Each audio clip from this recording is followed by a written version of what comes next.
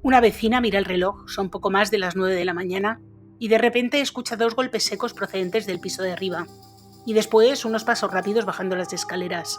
No hubo gritos ni nada fuera de lo normal. Minutos después, en ese mismo edificio, una joven secretaria aparece herida en el suelo de su despacho. A simple vista, parecía un crimen imposible. Nadie había visto entrar al asesino, nadie lo había visto salir, y casi todas las respuestas que podían resolver el caso terminan perdiéndose durante la propia investigación.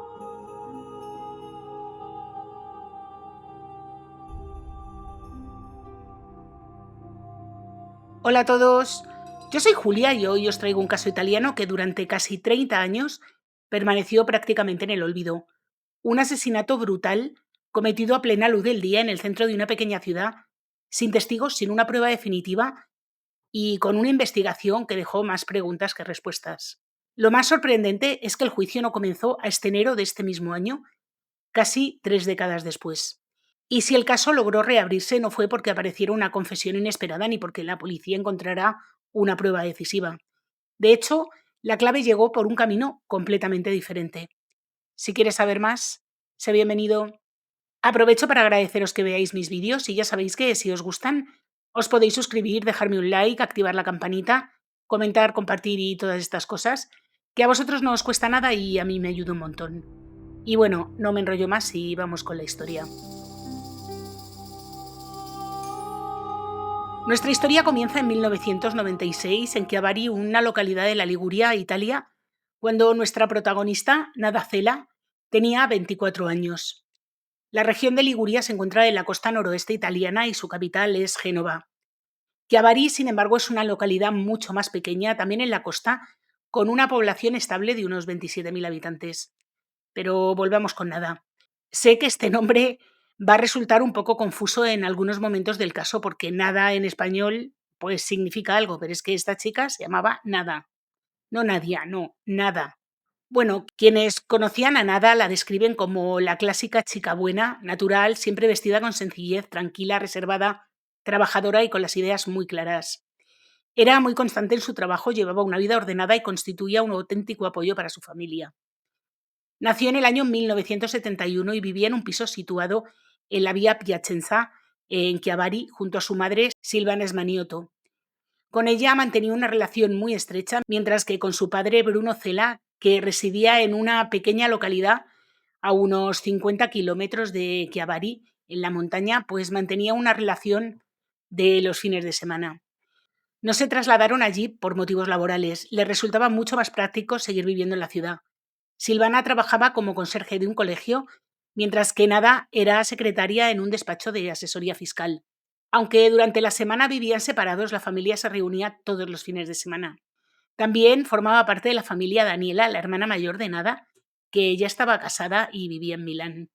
Quienes conocían a Nada la describían como una persona muy dulce, aunque bastante introvertida. No cogía confianza con facilidad y prefería guardarse para sí misma todas sus emociones.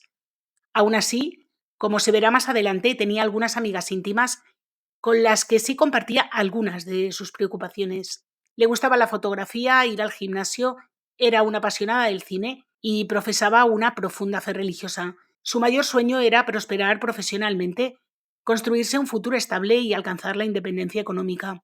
Después de terminar sus estudios en la secundaria, tuvo que incorporarse de inmediato al mercado laboral porque su familia no podía permitirse pagarle la carrera universitaria. Pero Nada no renunció a seguir formándose y de hecho acudía a aprender idiomas con la intención de mejorar su currículum y por tanto su trabajo. Mientras tanto llevaba casi 5 años, desde que tenía 20, trabajando como secretaria en el despacho del asesor fiscal Marco Soraco, y este despacho estaba situado en el centro de Chiavari. Era un empleo estable y bastante seguro, pero que a ella ya no le ilusionaba en absoluto, especialmente durante los últimos años. Desde 1992 se sabe que estaba buscando otro trabajo, aunque quizás sin demasiada convicción, porque no encontró otra cosa. Con el paso del tiempo, su insatisfacción en el trabajo fue aumentando. Nada se quejaba con frecuencia del peso que suponía para ella acudir cada día a aquel despacho. En ocasiones se sinceraba con su hermana y otras veces lo comentaba abiertamente con su madre. Estaba cada vez más convencida de que tenía que marcharse de allí. Sin embargo, nunca explicaba con detalle el verdadero motivo de aquel malestar. Lo que sí está claro es que su jefe no le caía nada bien, y así lo reflejó en su propio diario. El 3 de enero de 1993 escribió: «Odio a ese cretino que tengo que soportar. Quiero irme, pero no sé a dónde». El despacho de Marcos Soraco ocupaba la segunda planta de un edificio situado en el número 14 de Vía Marsala. En 1996, el asesor fiscal tenía 34 años. Era un hombre soltero que vivía en un apartamento situado justo encima de la oficina junto a su madre, Marisa Bacchioni, y a una tía materna llamada Ana. Quienes conocían a Marco lo describían como un hombre educado, tranquilo y profundamente católico. A veces podía parecer apático o incluso frío, aunque todos coincidían en que mantenía un vínculo extraordinariamente estrecho con su madre, hasta el punto de que algunos consideraban esta relación como enfermiza. Marisa Bacchioni era profesora, una mujer muy estricta y extremadamente correcta, y en el edificio era conocida no solo por esto, sino porque era una loca de la limpieza y el orden. El inmueble en el que estaba tanto la vivienda de Marco como la oficina era un edificio distinguido, donde los vecinos se respetaban entre sí y tenían como una especie de pacto no escrito en el que siempre reinaba el silencio, no había portazos, ni gritos, ni ruidos, reinaba la discreción, el orden y un silencio casi sepulcral. Y así va pasando el tiempo hasta que llegamos a la mañana del lunes 6 de mayo de 1996. Aquel día Nada se levantó temprano, alrededor de las 6 de la mañana, y luego cogió la bici para dirigirse al despacho de Soraco. Antes hizo una parada que nunca perdonaba. Entró en la panadería para comprar pan y una focaccia. Aquella mañana, sin embargo, ocurrió algo fuera de lo normal, y es que Nada olvidó la focaccia sobre el mostrador y la dependienta tuvo que salir corriendo detrás de ella para dársela. Puede parecer una distracción insignificante, pero da la impresión de que la chica tenía la cabeza en otra parte. No se conoce con exactitud la hora a la que llegó al trabajo, pero sí se sabe que fue antes de lo habitual. Una vecina del piso inferior, Luciana Signorini, aseguró haberla visto alrededor de las 8:35. Se trata de un dato importante para reconstruir la cronología de aquella jornada decisiva. Sin embargo, los investigadores trataron esa declaración con cautela porque la mujer atravesaba una situación psicológica un tanto delicada y su testimonio podía no ser del todo fiable, aunque realmente esta es una de las pocas referencias horarias disponibles en aquel momento. Hay, sin embargo, un dato bastante más sólido, y es que, aunque Luciana afirmaba haber visto a Nada a las 8:35 entrar en el portal, el ordenador del despacho ya estaba encendido a las 7:51.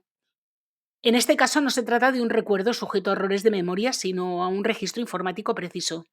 Poco después de las 7:50 se abrieron varios archivos de Excel y comenzaron a introducirse datos en él. En otras palabras, alguien estaba utilizando el ordenador de manera activa y consciente. La gran pregunta es ¿quién? ¿Era la propia Nada o alguien había entrado antes que ella? ¿Pudo la vecina equivocarse al recordar la hora? Se trata esta de una de las muchas dudas que ya veréis que se plantean durante el caso. La empleada de la limpieza del edificio había entrado a hacer su trabajo a las 7:10.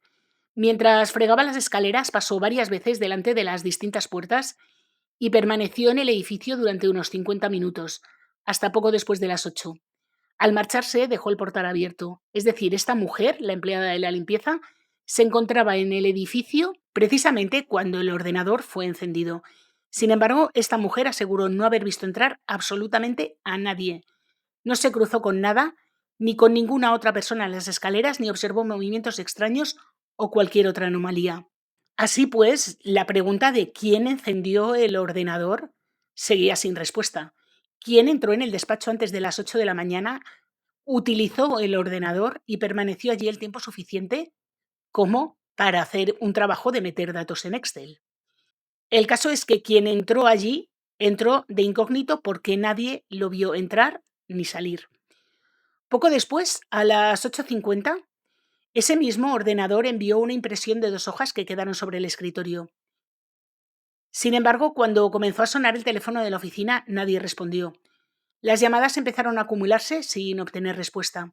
Poco después de las 9 de la mañana, otra vecina del edificio, la señora Labaño, escuchó unos ruidos inusuales procedentes de la zona donde se encontraba el despacho de Soraco.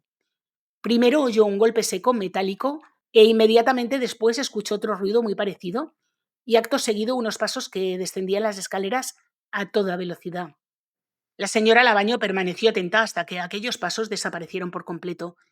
Sin embargo, dice que no llegó a oír ninguna puerta cerrarse, ni del portal ni de ninguna casa. Probablemente quien salió del edificio ni siquiera se volvió para cerrarla. Ya os he dicho antes que en aquel edificio no había nunca ningún ruido, así que cualquier cosa que se escuchaba era perceptible y era notoria. Y mientras tanto, las llamadas al despacho seguían sonando sin que nadie las atendiera. Entre quienes telefoneaban estaba una mujer llamada Giuseppina Bayo, que era una empleada del ayuntamiento. Llamó, esperó, pero no obtuvo respuesta. Así que la mujer insistió una y otra vez hasta que finalmente alguien descolgó el teléfono. Al otro lado, esta Giuseppina Bayo escuchó la voz de una mujer de edad madura con un tono seco casi molesto.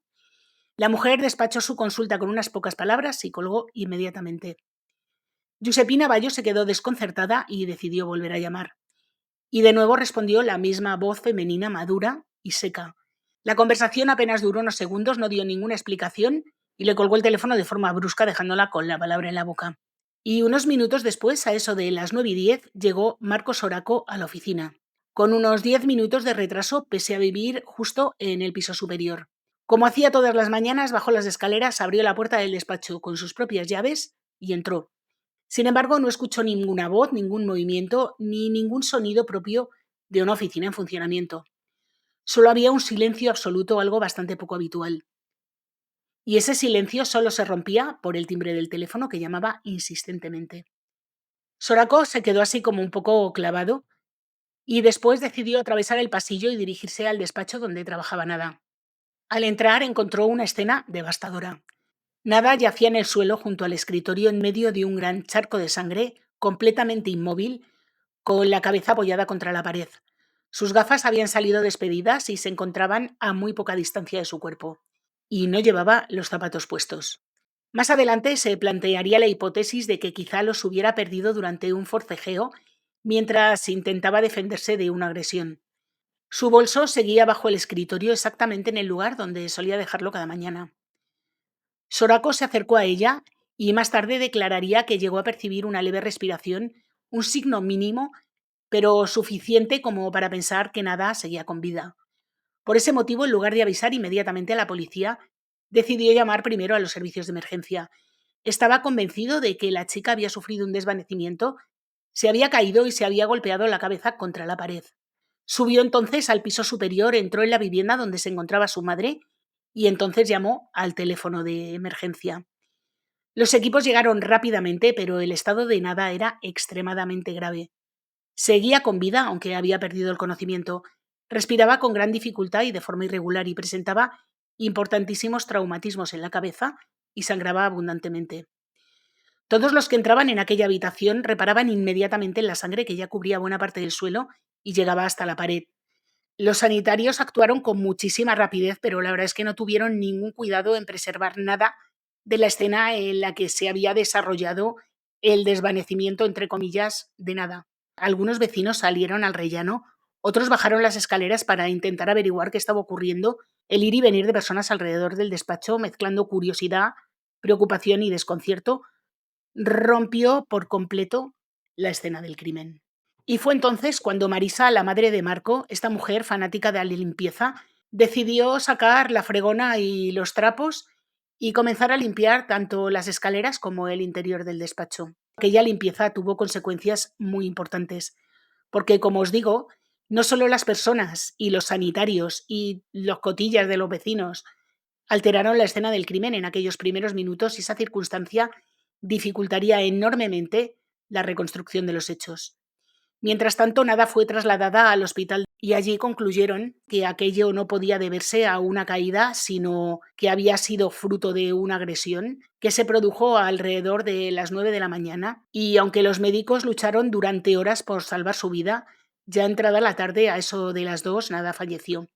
Y poco después de que Nada fuera llevada al hospital, aparecieron en la escena del crimen los primeros responsables policiales. Debían hacerse cargo de una situación bastante compleja. Como os he dicho antes, el constante trasiego de personas, los movimientos por las escaleras y las numerosas huellas alteradas comprometieron la escena del crimen de manera irreversible. Cuando los investigadores le preguntaron a Marisa que por qué se había decidido a limpiar, ella respondió con absoluta normalidad que era su manera de ser. Explicó que no soportaba el desorden y que siempre había tenido la costumbre de limpiar, ordenar y dejar todo en su sitio. Según ella, simplemente había hecho lo que hacía siempre.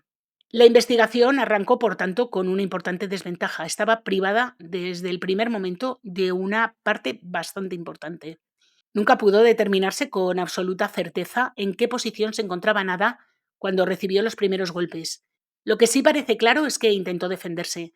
No fue una agresión sufrida de manera pasiva y diversos indicios apuntaban a que existió un violento forcejeo. Su cuerpo presentaba lesiones compatibles con una lucha y la concentración de impactos en la cabeza no se correspondía con una simple caída. Y entonces surgía una pregunta fundamental: ¿con qué fue golpeada? Los investigadores hablaron desde el principio de un objeto contundente capaz de provocar lesiones gravísimas mediante golpes repetidos. Debía tratarse de un objeto pesado, sólido y fácil de manejar, y además daba la impresión de que no había sido escogido de forma improvisada o fruto de una reacción impulsiva. Sin embargo, ese objeto jamás fue encontrado ni pudo identificarse con precisión. Y Marcos Soraco aseguró que no faltaba nada en la oficina. Todo indicaba, por tanto, que el arma homicida fue introducida en el despacho por el asesino y que éste volvió a llevársela al marcharse sin dejar rastro.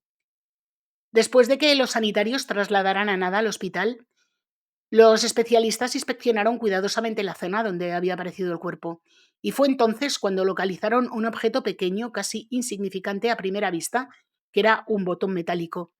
Había quedado sobre el suelo muy cerca del lugar de la agresión, pero pronto se convirtió en otro de los grandes enigmas del caso. El botón fue recogido, analizado y comparado con numerosas prendas de vestir, pero esto no condujo a ninguna conclusión. No pudo relacionarse con ninguna de las ropas presentes en el despacho ni con las de las personas que frecuentaban aquel entorno, pese a que se realizaron diversos registros e inspecciones. Y dentro del despacho, salvo la habitación donde Nada había sido atacada, todo permanecía completamente ordenado. Ningún objeto había sido revuelto y ni siquiera la pequeña caja fuerte mostraba señales de haber sido forzada. Así que todo indicaba que el móvil del crimen no había sido un robo ni había sido por beneficio económico. Lo más probable era que el asesino no fuera un desconocido para Nada. Esa circunstancia debía reducir considerablemente el número de sospechosos, porque tenía que ser alguien que frecuentara el despacho, conociera el funcionamiento del edificio y pudiera moverse por él sin llamar la atención. Los investigadores entonces comenzaron a revisar uno por uno los apartamentos, la identidad de los ocupantes, sus costumbres, sus horarios, sus desplazamientos, y cada presencia y cada testimonio fue comparado con el de los demás. Y fue precisamente en ese cruce de declaraciones donde empezaron a surgir las primeras contradicciones. Luciana Signorini afirmó haber visto a nadie entrar en el edificio alrededor de las 8:35. Si esa información pudiera confirmarse con total certeza, resultaría fundamental para situar cronológicamente los hechos. Y a esa declaración de Luciana se unió otra de una mujer que decía que había visto a Marcos Soraco bajar hacia el despacho alrededor de las 8:50, una hora que no coincidía con la versión que había dado el propio Soraco. El asesor fiscal siempre sostuvo que había llegado más tarde, aproximadamente entre las 9:10 y las 9:12. Si el relato de esta mujer fuera correcto, existiría un intervalo de tiempo muy ambiguo durante el cual Soraco ya estaría dentro del despacho sin que pudiera explicar por qué. Sin embargo, esta declaración también presentaba problemas, y fue el propio Soraco quien señaló estos problemas. Hizo notar que la puerta del apartamento de esa mujer no tenía mirilla, y entonces, ¿cómo podía haberle visto? Y esta mujer dijo que es que había abierto la puerta y lo había observado directamente desde allí. Una vez más, los testimonios, en lugar de aclarar las dudas, parecían multiplicarlas. Por sí solos, ninguno permitía reconstruir con seguridad lo ocurrido y al compararlos entre sí, las piezas seguían sin encajar. Y como del interior del edificio no pudieron sacar absolutamente nada, decidieron ampliar las investigaciones un poco hacia el exterior. Los agentes inspeccionaron las calles cercanas, los comercios, las aceras, los lugares de paso e incluso los contenedores de basura en busca de cualquier objeto abandonado o cualquier elemento relacionado con la agresión. Esperaban encontrar el arma homicida, el objeto contundente este del que os he hablado, que había provocado las lesiones de Nadia, pero no apareció absolutamente nada. Y mientras la investigación se iba desarrollando, durante los días 6 y 7 de mayo el caso estalló en los medios de comunicación. La noticia se difundió rápidamente y trascendió el ámbito local y atrajo una enorme atención, porque resulta que el asesinato de Chiavari, como lo llamaban en los medios, empezó a compararse con uno de los crímenes sin resolver más famosos de la historia reciente de Italia, el asesinato de Via Carlo Poma. La comparación era inevitable porque existían similitudes muy evidentes. La víctima de aquel caso, Simonetta Cesaroni, también era una joven asesinada en su lugar de trabajo el 7 de agosto de 1990. También había sido atacada de forma repentina y tampoco había testigos claros de la agresión. Y aquella comparación multiplicó la atención mediática y aumentó considerablemente la presión sobre la policía. A mí siempre me ha resultado curioso que hay casos que parece que tienen siempre un hermano gemelo. En España, por ejemplo, el caso de Maje y el de Marta Rama son tan paralelos, sin que ninguna de las dos pudiera haber conocido el crimen que cometió la otra, que es que de verdad son espeluznantes. Tengo ambos casos en el canal, os los voy a dejar enlazados en la caja de información. Supongo que los conocéis, el de Maje, por supuesto, pero no sé si conocéis el de Marta Rama y ya veréis cómo se parece increíblemente al caso de Maje. Pero bueno, sigamos con el caso de Nada. Y ya sabéis que cuando hay mucha presión, enseguida tiene que aparecer un sospechoso, haya o no haya pruebas, y en este caso, el principal sospechoso fue Marcos Oraco. Había sido él quien encontró el cuerpo, conocía perfectamente el despacho, sabía quién entraba y quién salía, cómo funcionaba la oficina y qué ocurría allí cada día. La policía le interrogó un montonazo de veces, no un simple trámite que va. Los investigadores volvieron sobre él una y otra vez. Le repitieron las mismas preguntas, reconstruyeron sus horarios, los comprobaron, los compararon con el resto de pruebas, pero no fueron capaces de sacar absolutamente nada. Y además es que este hombre era frío como un témpano de hielo, no tuvo ninguna reacción visible, acababan de cargarse a su secretaria, una chica con la que trabajaba codo con codo durante 5 años, y aquel hombre como un trozo de corchopán. Pero bueno, hay gente que reacciona así, esto no es prueba de nada, ¿eh? Sin embargo, esta aparente impasibilidad despertó el interés de los investigadores, que empezaron a preguntarse si el crimen había estado motivado por algo sentimental. Así que, para saber en qué situación sentimental se encontraba Nadia, la policía decidió hablar con sus amigas. Y todas dijeron lo mismo, que su jefe le caía fatal y que le molestaban profundamente las frecuentes visitas de la madre y de la tía de Marcos Oraco, quienes insistían constantemente en sacar el mismo tema de conversación. En estas conversaciones ambas mujeres alimentaban la esperanza de que pudiera surgir una relación entre Nada y Marco, pese a que ella jamás en la vida había mostrado el menor interés por él. Es más, a Nada el que le gustaba era el monitor de su gimnasio. Cuando se enteró que este hombre estaba casado, dejó incluso de ir al gimnasio. Sin embargo, en aquella época es cierto que Nada estaba especialmente incómoda e intranquila en el trabajo. Incluso en una ocasión llegó a decirle a su madre que no quería volver allí y que prefería hacer cualquier otra cosa antes que seguir en el despacho. Y además es que en ese periodo de tiempo ocurrieron dos cosas un poco inquietantes. Alguien robó y dañó tanto el coche de Nada como su bicicleta. En un primer momento se sospechó que aquellos actos vandálicos podrían haber sido la represalia de algunos vecinos con quienes madre e hija tenían ciertas desavenencias, aunque esto nunca llegó a demostrarse. Y otra posibilidad era que el responsable hubiera sido algún cliente del despacho, pero esa hipótesis tampoco llegó a confirmarse. Como os he dicho antes, estos hechos no demostraban absolutamente nada, pero tampoco llegaban a exculpar a Sorako, que seguía siendo el principal sospechoso. Sin embargo, la declaración de un indigente hizo que la policía empezara a pensar en otro sospechoso, en este caso una mujer. Este indigente solía estar por los alrededores del despacho y aseguró haber visto la mañana de la agresión a una mujer salir apresuradamente del edificio. Su versión además fue parcialmente respaldada por otra vecina y ambos identificaron a esta mujer a través de fotografías como Ana Lucía Chéchere, que era una conocida de Marcos Oraco. Chéchere ya había tenido contacto con él y de hecho había acudido anteriormente al despacho para solicitar trabajo. Conocía perfectamente el lugar y podía presentarse allí sin levantar sospechas. Sin embargo, ambos testimonios fueron considerados poco sólidos porque había contradicciones relacionadas con los horarios. Pero había más testigos, en este caso anónimos, que hablaban de haber visto a la misma Ana Lucía en los alrededores del edificio el día del crimen. Por un lado, Marisa, la madre de Marco, recibió una llamada telefónica anónima y al descolgar, una voz le aseguró haber visto aquella mañana a Ana Lucía cerca del edificio mientras se alejaba en su ciclomotor. Según esa llamada, antes de marcharse había escondido algo debajo del asiento del vehículo. Y por otro lado, hubo otra llamada, esta vez dirigida a un despacho de abogados, que volvió a señalar a Ana Lucía. Durante el periodo en el que había ocurrido el crimen, Ana Lucía había ido varias veces al despacho de Soraco.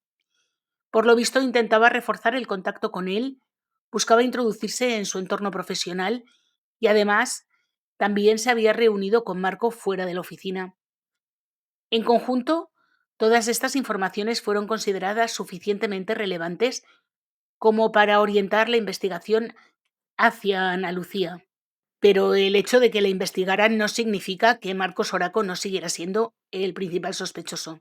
Y precisamente fue esa insistencia en una única dirección, mira que eran cabezotas, terminó ralentizando la investigación hasta dejarla prácticamente muerta. En 1997, aproximadamente un año después del crimen, el caso fue archivado por falta de pruebas. Y 2 años después, en 1999, la familia sufrió un nuevo golpe. Bruno Cela, el padre de Nada, falleció en un accidente de tráfico cuando se dirigía al cementerio para visitar la tumba de su hija. Los investigadores consideraron que el siniestro se produjo por un malestar repentino, porque el hombre padecía problemas cardíacos y la muerte de Nadia había deteriorado gravísimamente su estado de salud. Y con el paso de los años hubo diversos intentos para reabrir la investigación de Nada, como el que ocurrió en 2005, cuando se volvieron a examinar los diarios personales de la chica, pero aquello no dio resultado. En 2011 aparecieron 3 cabellos recogidos en la escena del crimen, cuyo ADN no pertenecía a nada, pero tampoco pudo atribuirse a ninguna persona concreta. Y cuando todo parecía definitivamente perdido, apareció una figura clave en esta historia, que es una joven criminóloga llamada Antonella Pesce Delfino. En 2017, Antonella estaba preparando su tesis universitaria y decidió dedicarla precisamente al caso de Nada Cela.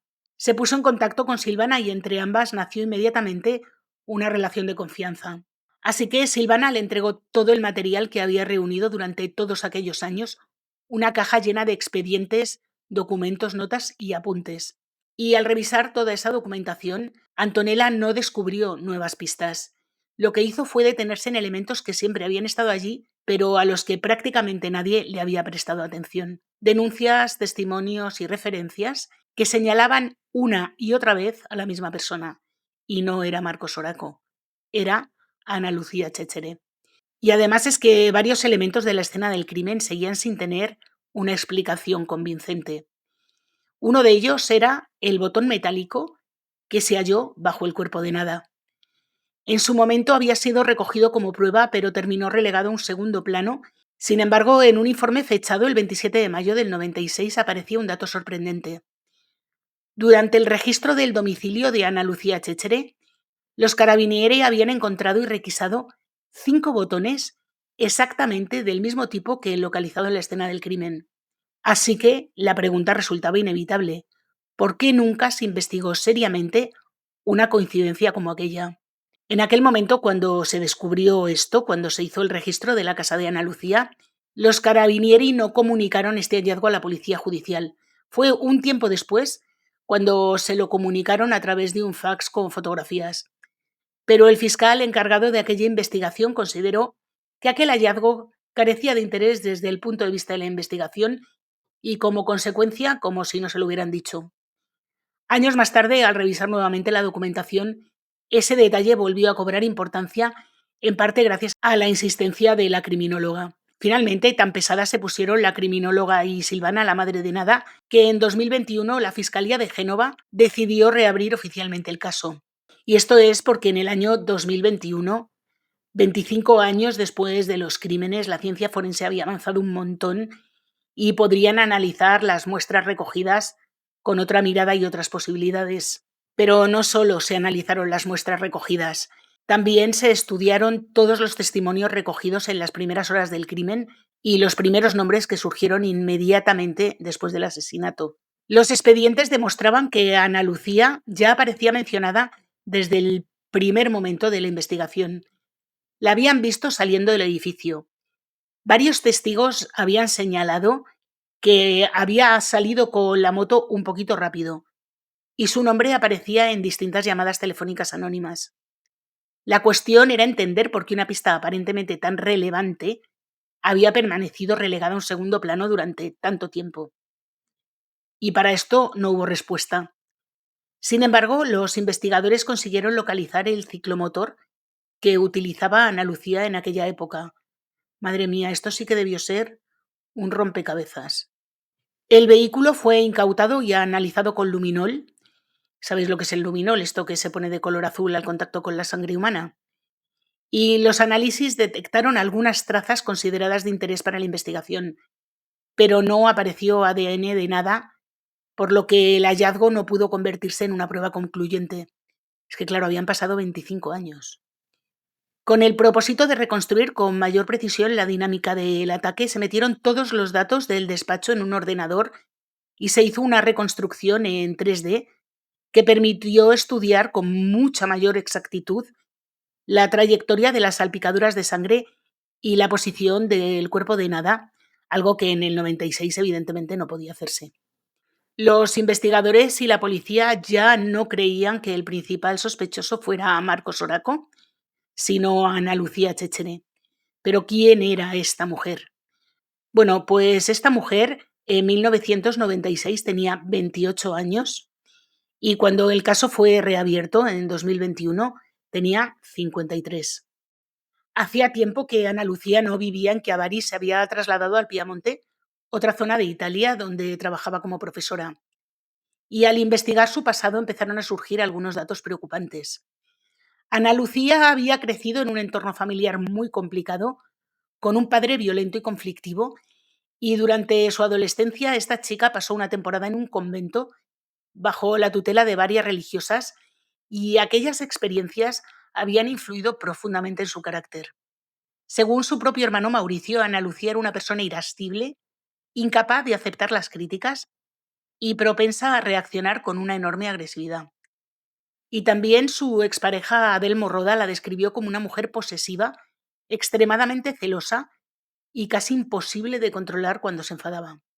En conjunto, estos testimonios dibujaban el perfil de una persona con muy poca tolerancia a la frustración y con serias dificultades para gestionar los conflictos.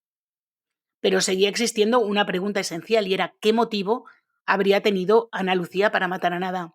La fiscalía sostuvo que el móvil estaba relacionado con los celos y con el fuerte interés que Ana Lucía sentía por Marcos Oraco. Según su tesis, Ana Lucía llevaba tiempo intentando acercarse a él y en este contexto habría empezado a considerar a Nada como un obstáculo. Por un lado, desde el punto de vista profesional, porque según la acusación, Ana Lucía deseaba trabajar en el despacho, acercarse a Soraco y formar parte de su vida cotidiana.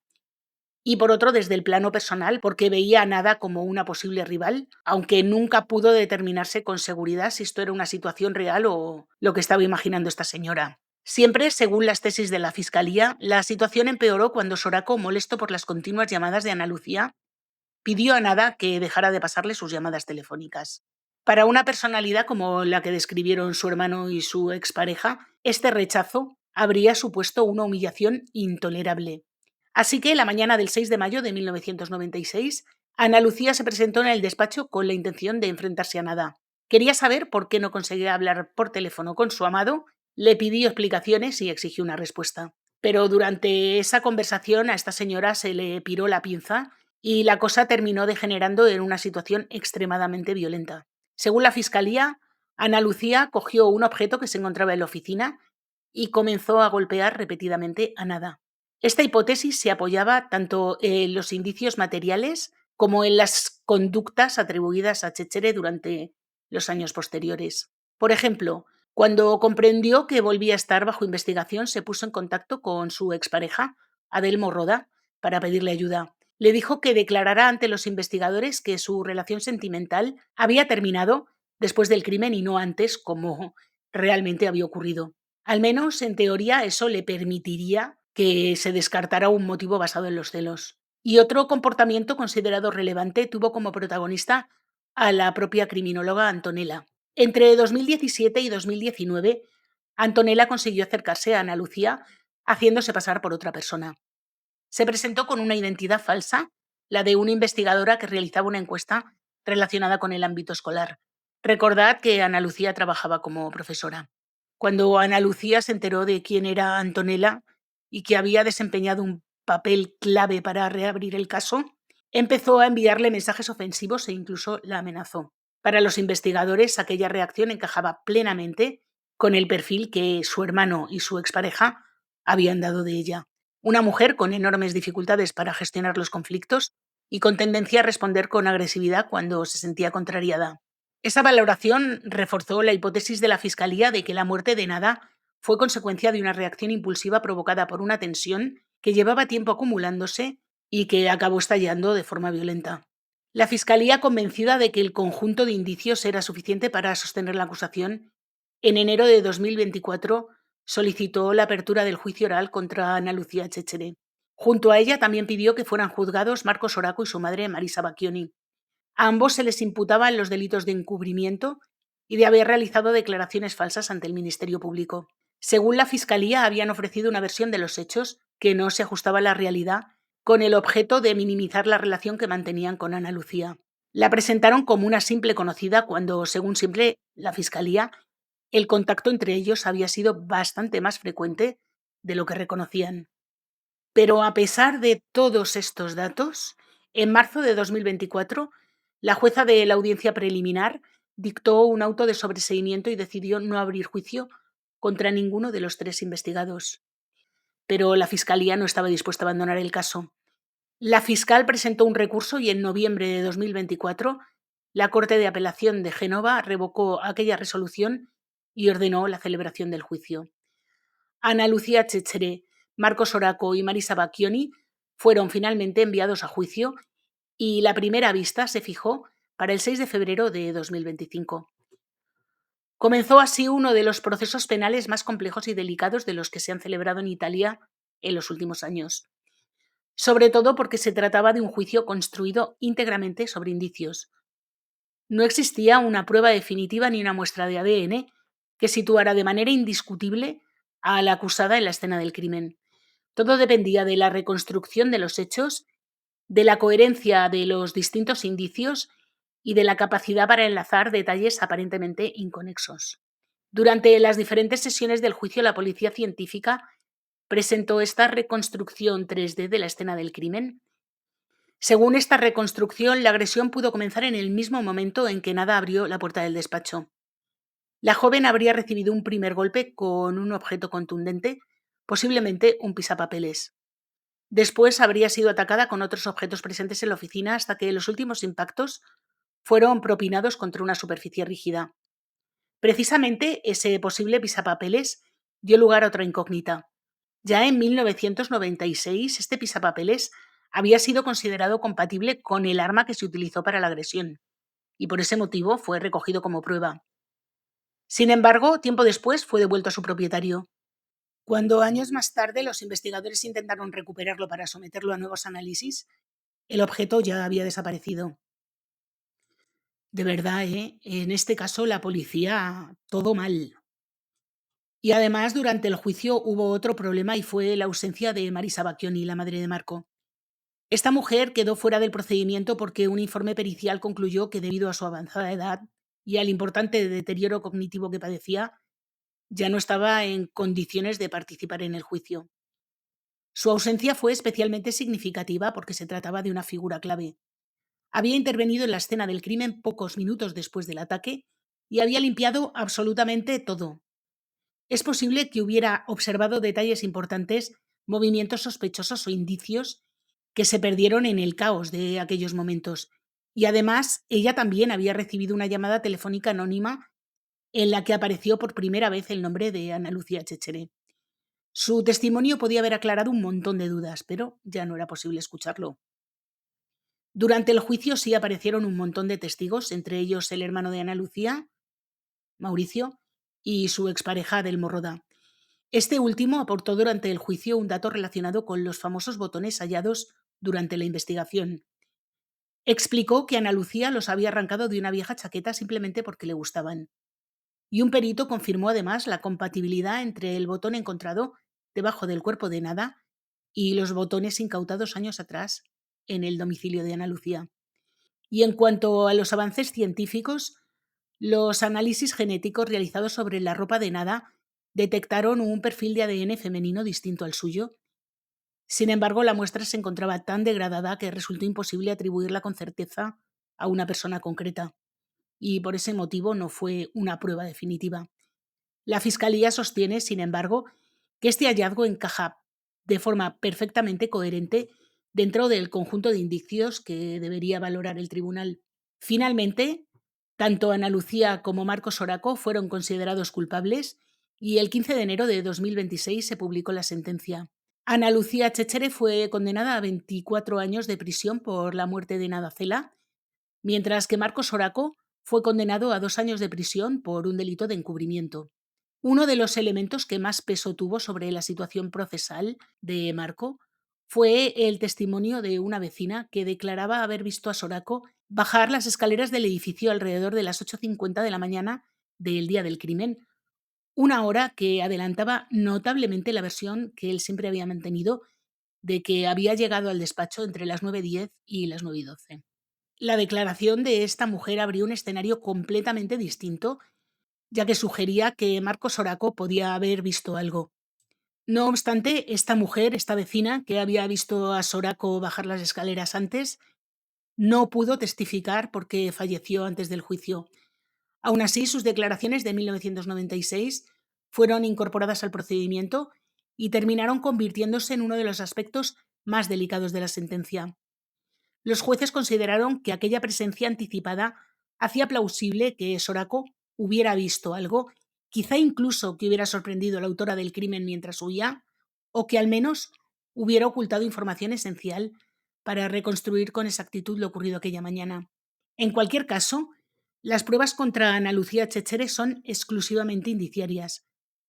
No existe ADN que la sitúe de forma concluyente en la escena, no hay huellas dactilares, no hubo confesión, no se encontró el arma homicida, ni existe un testigo directo del crimen. La condena de enero de 2026 se apoyó en una valoración conjunta de un montón de indicios que son principalmente estos. Su interés por Marcos Oraco. Para la Fiscalía este fue el móvil del crimen. El rechazo sufrido poco antes de los hechos. Su presencia en las inmediaciones del despacho. El botón metálico que coincidía con los encontrados en su casa. Los intentos de modificar el testimonio de su expareja para que no pensaran en ella y sus celos. El perfil psicológico descrito tanto por su expareja como por su hermano. Su comportamiento con la criminóloga. La reconstrucción del crimen. Y por último, la ausencia de una explicación alternativa convincente. Porque, según los peritos, no se apreciaron indicios de robo y no aparecieron pruebas de una agresión relacionada con clientes del despacho. Todas las líneas de investigación fueron perdiendo consistencia con el paso de los años, excepto esta, que finalmente fue la que salió adelante. No obstante, es importante distinguir entre lo que se demostró y lo que no, porque no ha conseguido demostrarse nada realmente con una prueba sólida, porque, como os he dicho antes, no hay pruebas que sitúen a Ana Lucía en el escenario del crimen. La condena se sustentó en un conjunto de indicios considerados graves, precisos y concordantes, valorados globalmente por el tribunal. Quienes respaldan la sentencia sostienen que la suma de los indicios conduce de forma lógica a pensar que Ana Lucía fue la culpable, y quienes la cuestionan consideran que ninguno de esos elementos es concluyente por separado y que el caso continúa presentando importantísimas lagunas. En cualquier caso, se han presentado apelaciones, por supuesto, que no han salido aún, así que no os puedo decir lo que ha pasado. En cuanto me entere, os lo diré. Pero lo que sí está claro es que tanto Ana Lucía como Marco fueron condenados, uno por asesinato y otro por encubrimiento. Y bueno, hasta aquí el caso de hoy. Un caso que me ha costado un montón hacer, no tanto investigarlo, sino locutarlo, porque he llamado a Nada como unas 9000 veces Nadia. Y no descarto que durante la narración haya dicho Nadia y no haya sido capaz de cambiarlo, porque es que ya lo tengo interiorizado. Para mí esta chica se llama Nadia y no Nada, y es que no hay manera de sacármelo de la cabeza. Y bueno, con este dato tan escasísimamente relevante, me despido del caso de hoy. Espero que os haya gustado. Si es así, por favor, dejarme un like, activar la campanita, comentar, compartir y todas estas cosas. Recordad que tengo otro canal, Letra Pequeña, donde subo vídeo todos los martes y en este subo vídeo todos los viernes. Así que hasta la semana que viene.